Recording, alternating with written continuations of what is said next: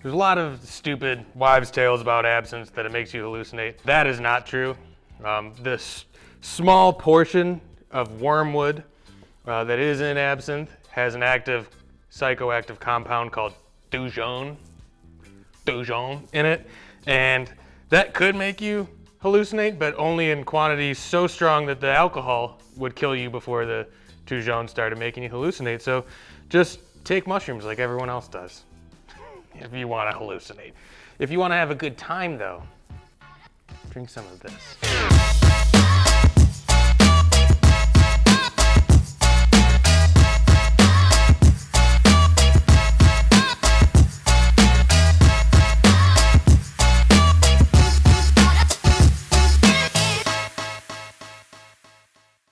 Today we're gonna go off brand and we're gonna make a bougie drink that has green stuff in it because I lack a lot of nutrition. Like my nanny always told me, the best way to get your greens is with alcohol. So we're gonna make a special little drink called the Field of Greens. So we're gonna start with some pretty interesting ingredients. So this is vodka that has blanched dill and basil in it.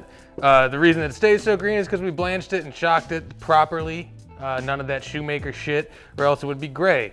So we have this nice green vodka. We're gonna add about an ounce of that. By the way, the shaker has ice in it. Then we're gonna add a little bit of the crazy man's juice, Pernod. This is the original absinthe.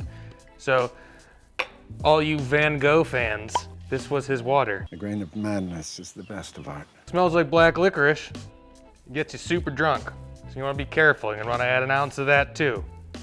Maybe an ounce and a half. What that's gonna do is add a little bit of a sweet, kind of licoricey fennel flavor.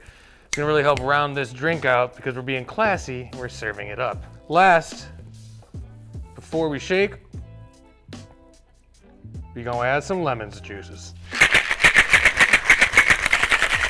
One of the things that you do when you serve a drink up is get extra douchey and you do what's called double straining it. So I'm gonna take the spring thing that I still cannot remember the name of, and then my little cocktail strainer that is somewhat clean.